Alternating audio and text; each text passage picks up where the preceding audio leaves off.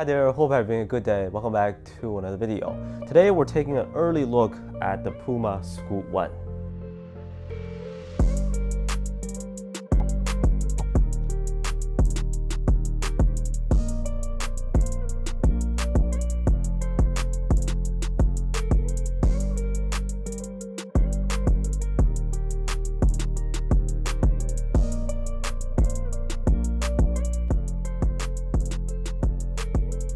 So yes, Scoot Henderson already has his own signature shoe.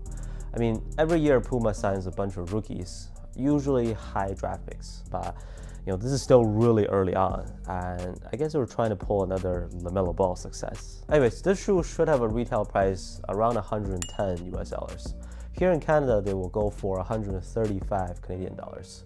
Release date hasn't been confirmed yet, but most likely at the end of December or early next year. Yeah, this is a budget-friendly shoe, and I can tell you now, you might be able to tell from the shape of the silhouette too, it's basically a LaMelo Ball shoe. But for the nice design, plus some differences in their performance here and there, we'll get right into some details and what you need to know about this brand new Puma hoop shoe. That is the box that they come in. I really like the peach orange color that matches this colorway.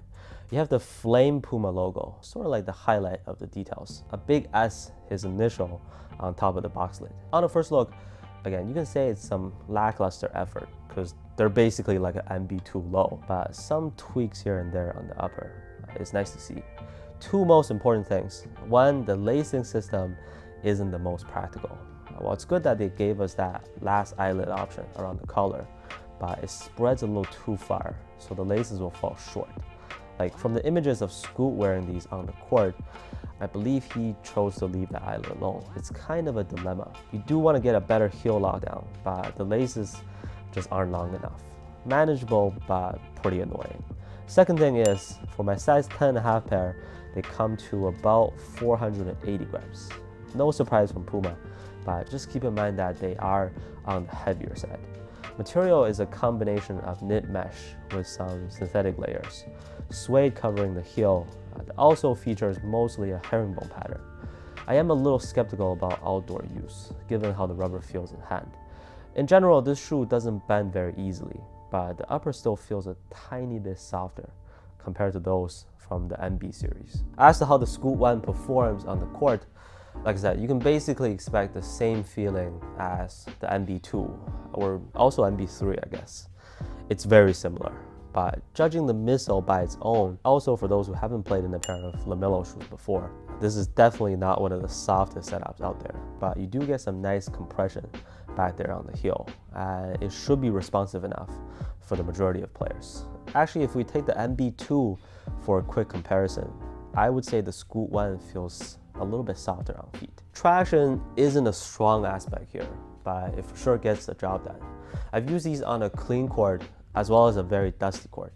And in both cases, I was able to get to a hard stop pretty consistently. Dust pickup is not as bad as like the MB1 and MB2, because with this herringbone pattern, dust doesn't get trapped in there too easily. So that's a good thing. With the fit, I went true to size and it's about the right fit, but I could have also gone down a half size. So here is important because the fit is not the same as the MB shoes, where some people do need to size up to avoid feeling too tight and snug wearing them. With this shoe, you do not need to size up, based on my experience. Otherwise, stability and lateral containment are decent. Like if the toe box materials were any softer or thinner, that would have been too soft, I think. The way it is, no issues from my experience. Breathability, not the best, but the upper is sturdy and secure enough. Overall, I like the look, also the price point.